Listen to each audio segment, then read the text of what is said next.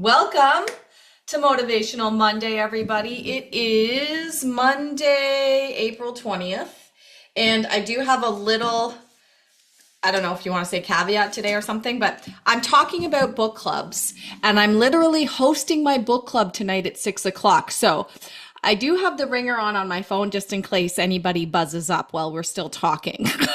So this is like real-time book club, talking about book club, and the book club might show up. So we'll see. Okay, so the power of a book club. Curious question, anybody in a book club? Let me know in the chat box, and you can let me know for your check-in too. Grab your glass of water. Water ensures efficient electrical and chemical actions between the brain, the nervous system, and the sensory organs. All that means is our brain is an electrical organ and it needs water to conduct electricity. Okay, so check in. How do you feel? It can be a number on a scale of 1 to 10. It could be a word. And I'm also curious if anybody here is in a book club. Let me see what we got. And if you are watching the replay in the Facebook group, let me know in the chat. We've got yes. We've got no, I've always wanted to be. We've got I used to be. We've got I love my book club. We've got sevens. We've got 7.5s. We've got 9s. Okay, interesting. I belonged to one for a short time. I loved it because it motivated me to read and discuss books. 7, 8, we've car issues, yeah. Feeling foggy, 7. Okay, so we're all kind of 7s, 8s, and 9s, so upper range. And it seems like most of us have had an experience with the book club, or a few of us want to. So the reason I'm sharing this today is because my book club is awesome. Okay. And this morning in Brain Fitness, we talked about how our brain actually processes reading versus an audiobook. So what are the benefits of an audiobook versus what are the benefits of reading an actual book? So I'm going to do a quick review for those of you that aren't members that are watching in the Facebook group, and you can always become a member and you can see all of these other classes that we do during the weekend community, and for any of those that might have missed it today that are members. Okay, so here's my quote for today.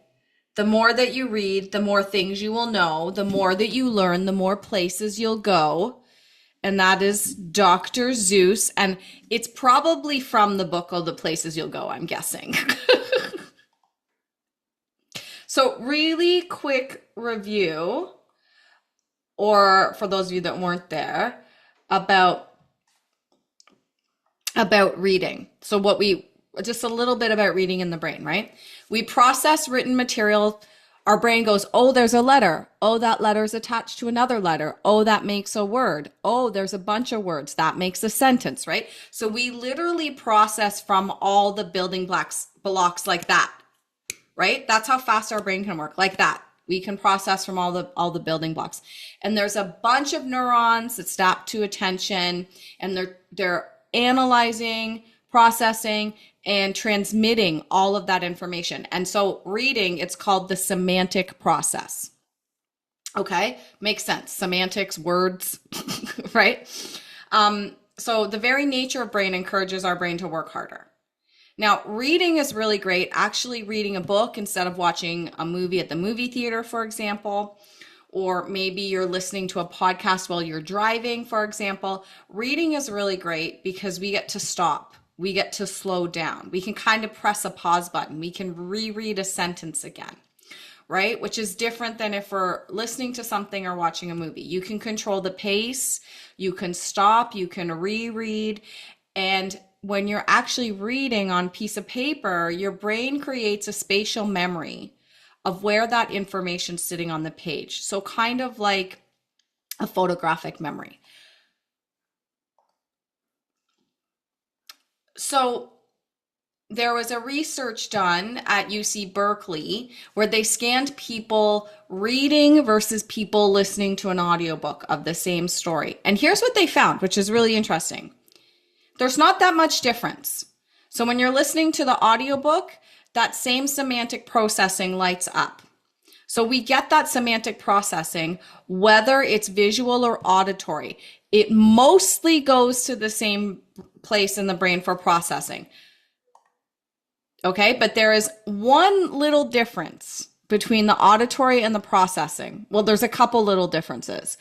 One is if you are listening to an audiobook while you're multitasking or a podcast, right? You won't absorb as much information. So there's been tons of studies on this. This is just one of them, right? They had listeners listen to podcasts, and then they had some people read a lecture instead, a group of students. And all of the listeners scored lower on comprehension tests, and most of the listeners reported that they were multitasking while they were listening. Okay? The only thing that would be perhaps different than a multitask is a doodle, which we've talked about before, right? If you're randomly doodling while you're listening, it will help you comprehend. Okay? So here's the thing. I'm going to say it again. When we read, we can control the pace. You can do that on an audiobook too.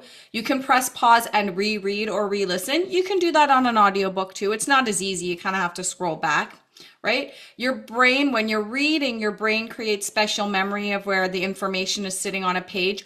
Or if you're listening, what they've discovered is your brain can create images. So if you are actually imagining the words while you're listening, or you're actually imagining images, that will also help you process. If you're multitasking, your brain isn't going to create those images. So you have to be intentionally listening.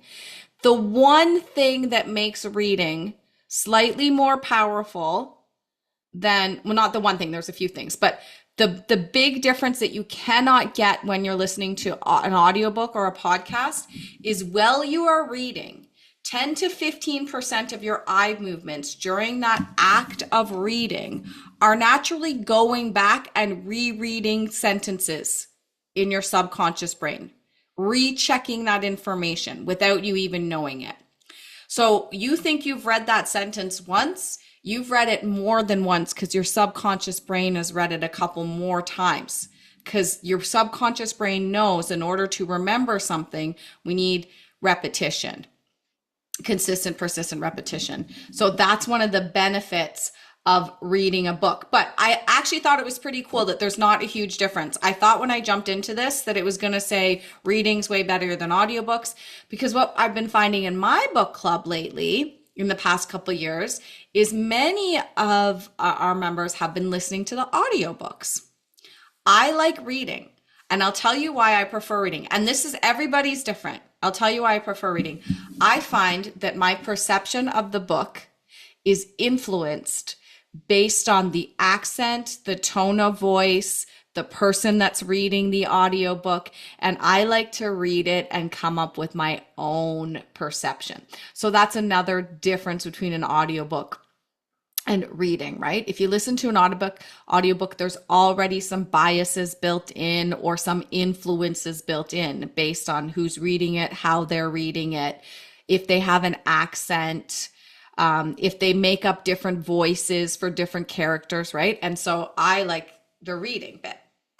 Now, so that's the difference between an audiobook and reading. And there's really, you get all the benefits. We've got lots of thumbs up emojis going on when I'm talking about the difference between being influenced by the audiobook and the reading. Yeah, tons of people in the chat are saying it.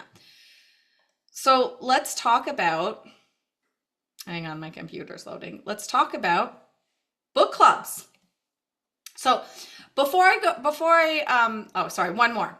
more slide, sorry.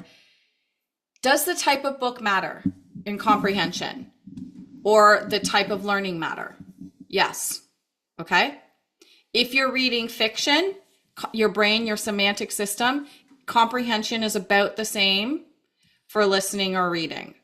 One study looked at nonfiction versus fiction, and another study looked at audiobooks versus print. Okay. If you're reading nonfiction technical material like a textbook, actually reading supports deeper understanding and retention of information. For that reason, that 10 to 15%, the spatial memory, those things, okay? Because the brain needs to re-examine and locate information to really get it into our memory cells, okay? Another study, type matters, type audio versus print. People that listen to fiction, okay, they did a test of people listening to audiobook of fiction versus nonfiction. The fiction you remember more because you can recall dialogue and emotional content. Now, if you like being influenced by the person reading the book, right? But print readers, people that would rather read in print, they retain more specific details, such as numerical information or the description of the person's outfit or their hair or their face. They will remember more things like that. But if you're listening to an audiobook, you'll probably recall dialogue and emotional content more. So again, this kind of supports the fact that fiction, audiobook, nonfiction, book, or right? Or if you're doing nonfiction to learn like a podcast, take notes, write things down, re-listen, listen to it more than once. Okay? All right, so I'm going to talk about my book club, but first I want to look at some of these comments here. We've got, yeah, I like listening to audiobooks while walking. So do I. And I listen to podcasts while I'm walking too. We've got one of my book club members reads so much books, it's hard to choose a book that the group hasn't already read. And we've got another one that says, I've been in my book club for 8 years, but the club has been running since 1907. Oh my gosh, I want that to be my club. We meet 2 times a month, nonfiction only. That's so interesting. Do you have a name for your book club? Let me know in the chat. Okay, so I'm going to tell you about my book club. And we've actually talked about this, my book club, about why we think our book club works so well. And we've actually had a lot of people come up to us. We call ourselves the famous book club because all of our other friends that aren't in book club will be like, oh, you're in the book club, right?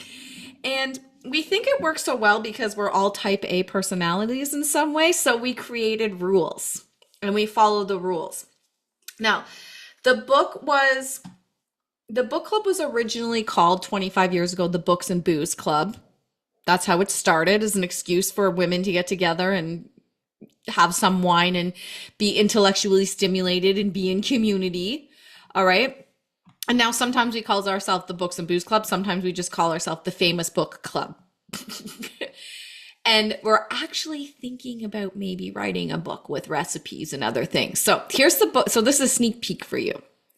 Because our book club runs really well, but it's also not a book club where you come to and we go, oh, on page 16, what did you think about this, and prepared questions either. So it's kind of in the middle area. Now, we have 6 members of the book club. We used to have 10 and people moved away and moved out of the city and things like that. Here's our rules, and I'm curious what you think, okay? We rotate hosts. The host picks the book for the month, but it has to come from a list that we've already created. So every month we sit down and we say, does anybody have any books they want to add to the list? And we keep the list in a Google Drive so everybody can see it. And we only started doing that about 10 years ago. And it's interesting because now we have an ongoing list of all the books that we've read, saved and kept somewhere. So the host picks the book for the month from the already approved list. The host provides a meal everyone can eat because I have an onion allergy. One of our members can't eat gluten. So we always provide a healthy meal that everyone can eat. And then we always provide alcoholic and non-alcoholic drinks. So basically you host book club twice a year. There's 6 of us. Easy.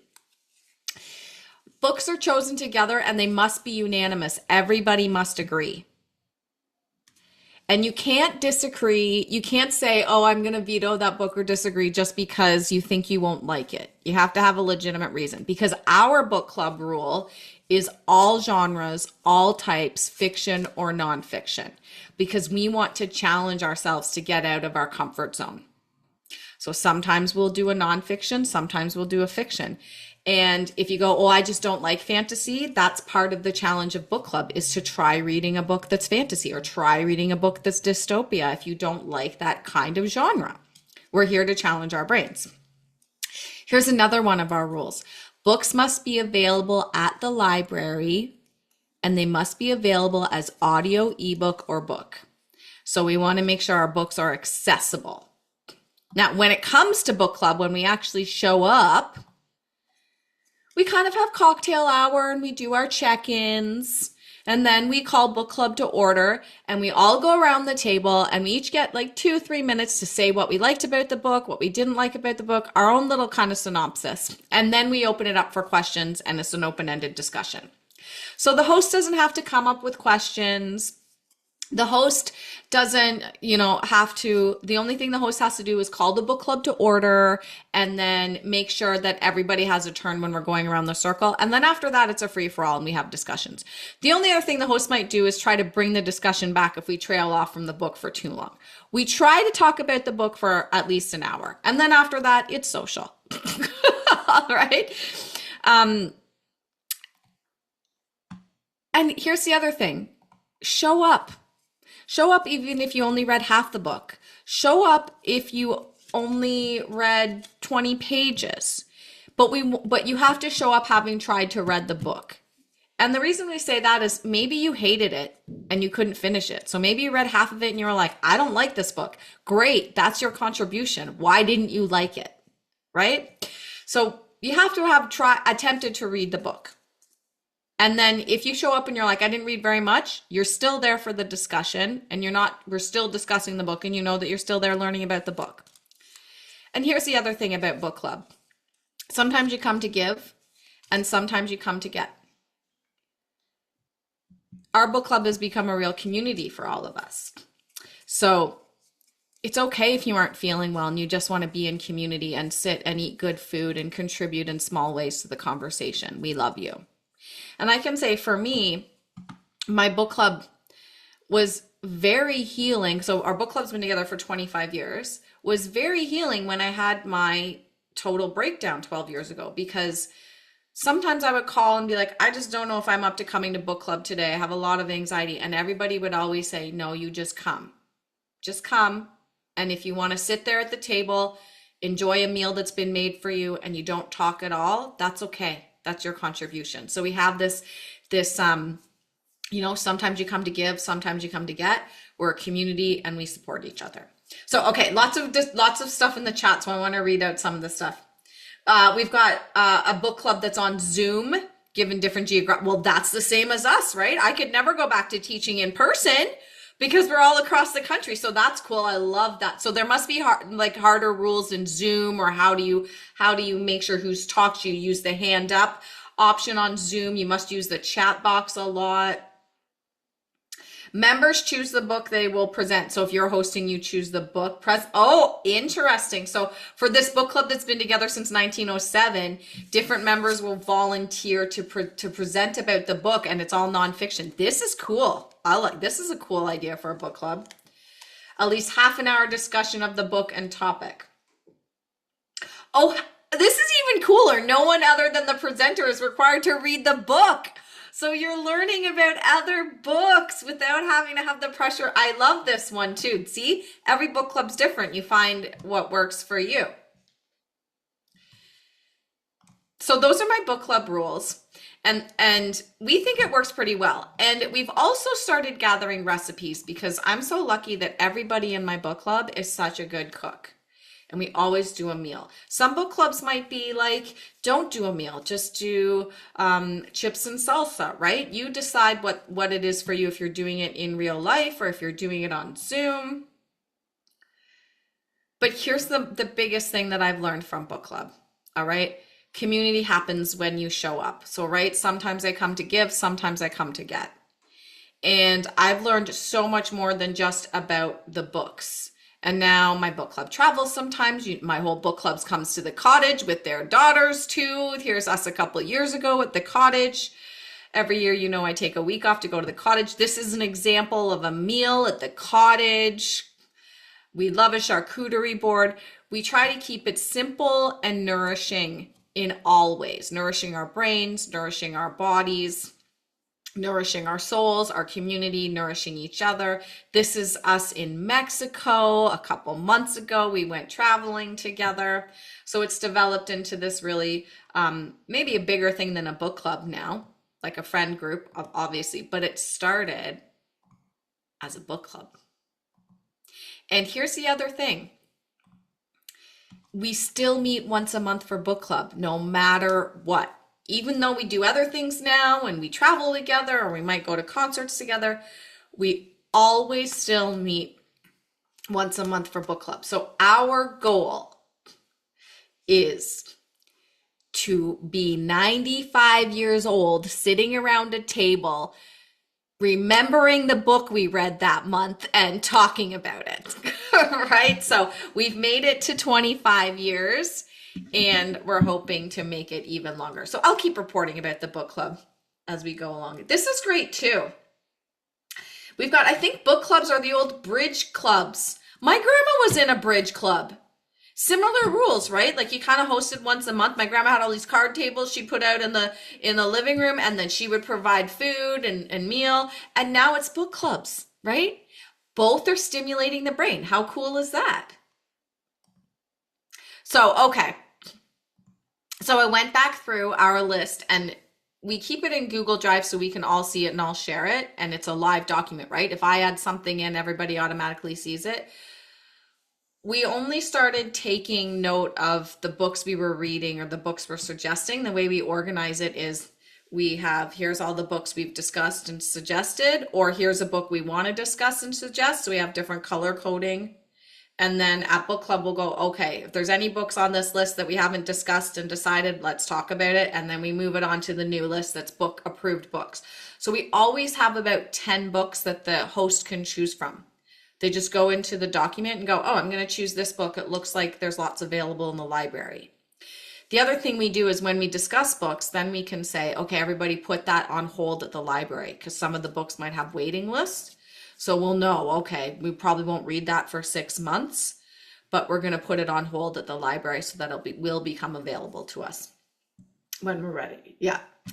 So I'm going to tell you, and I asked this question this morning in Brain Fitness, and everybody at Brain Fitness class this morning actually had a pretty difficult time answering this question. So before I show you my list, I'm going to ask you, what's your favorite book?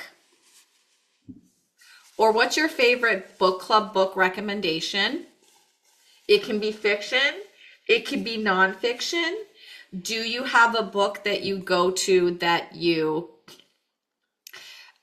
repeatedly will read again and again?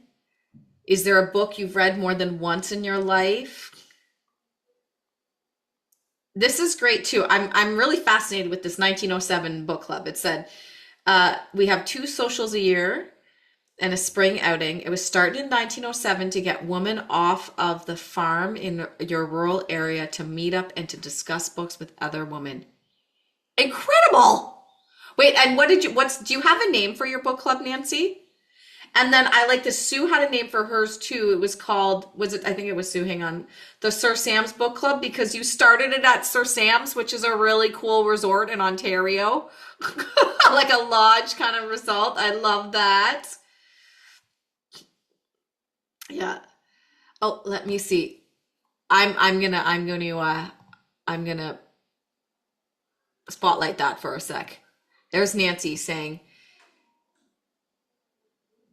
I can't read it. The Hypa something club. You have to hold it closer. There's their program for the year. So you must plan a year in advance. We only plan a month in advance. It's called Hypatia. Hypatia Club. I love this. How cool is this? Okay, your book club is what my book club strives to be. Tonight at book club, I'm going to tell them about the Hypatia Club. Sir Sam's Club, because we started a retreat. Yeah, I think that was Sue that said that. Yeah. Okay. As a kid, okay, so what do we have in here? We've got, as a kid, I read the Andromeda Strain several times. I don't know if I can say I have a favorite book. It's a hard question to ask. I have a friend who doesn't have a favorite anything because they're like, it depends what mood I'm in. If you ask me my favorite meal, I would freeze. I don't know. If you ask me my favorite, right? I'm like, there's a couple things that I am certain of in my life, everybody. One is my favorite color is purple, and that's never going to change. Right? But I may change my favorite books. So we've got Brene Brown books, Louise Hay books, Gretchen Rubin's books. I love Gretchen Rubin's first book. I actually have it on my bookshelf over here. It was the Happiness Project. That's a great one. Great nonfiction. Okay, so a lot of us like nonfiction. So, okay, I'm about to tell you our this is secret information, everybody. So I'm about to tell you. We have a debate about this, but this is kind of our top five. We often debate about it maybe once a year and we switch up what the top five is, but I'm about to tell you what I remember our top five was last time we discussed it. Mists of Avalon. Has anybody read Mists of Avalon? It is the story of the Knights of the Round Table, but from all of the female characters' perspectives, and the male characters are secondary. And we loved it. I'll make this list better with the offers. When I was making this presentation, I was quickly just remembering the titles. Lessons in Chemistry. Who's read Lessons in Chemistry? Also an awesome book, and they made a TV show about it. I love it because there's rowing in it, and it actually describes rowing, but I love it for so many other reasons too. Poisonwood Bible, Barbara Kingsolver. Anybody read that one? It's a beautiful, epic tale about a family going to Africa on a mission and how it actually changes them and they don't really change the society that they've tried to, right? It's a beautiful, epic tale. We've got, I read in the chat, okay. Super Sad True Love Story. This is a kind of an outlier. It wasn't a super popular book. This book is amazing because it was written about 20 years ago and half of what it says has come true. So one of the things that's described in that book, and we always come back to it, we're like, remember that book? And it predicted this. It predicted that we would all have little tiny square computers that we carry around with us. And this book was before the invention of a smartphone. It predicted a whole bunch of things. So it's a dystopian book, very interesting. Infidel is nonfiction. It's Maim Hirsi Ali. She fled. I don't want to get this wrong. I think it was Somalia, and ended up becoming an MP in Holland. And it's her story, and it's incredible. The Nightingale or Anything by Kristen Hanna. Kristen Hanna does historical fiction, and then she also writes fiction, and we've pretty much loved every single one of her books. And I see people putting that in the chat box too. We've got love Kristen Hanna. Yeah, Kristen Hanna's excellent. We love Kristen Hanna. And do you have any recommendations? So let me see what you guys have put in the chat. The Correspondence by Virginia Evans. I don't know that one. Okay, I'm gonna look that one up. Several, and see, and this is the other thing. I remember book titles and are not great at remembering authors, and other people remember authors and not remember book titles, right? So, several favorite authors we've got from Maryland. We've got Lisa Genova, Danielle Calla. It looks like many people love Kristen Hanna. Any book by Lisa C. Yeah, I think we've read a Lisa C. book and we really liked it. We've got The Correspondence on my list. People are all replying. Thumbs up. Okay, so here's the thing.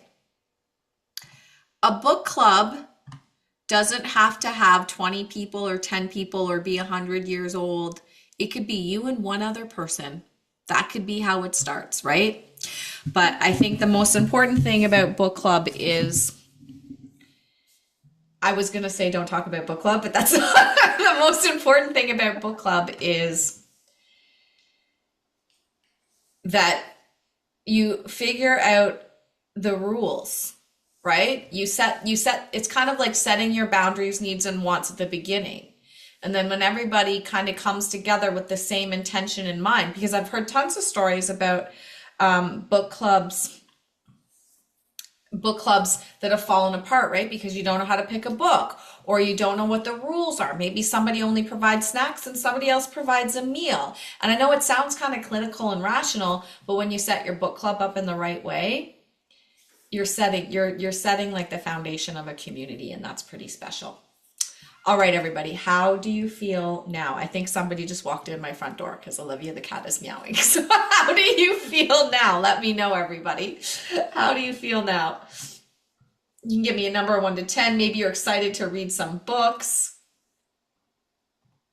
We've got 8s out of 10s, 9s out of 10s, enlightened, maybe thinking about finding a book club to join or creating your own book club. You can be the starting. We've got 9.5s out of 10s.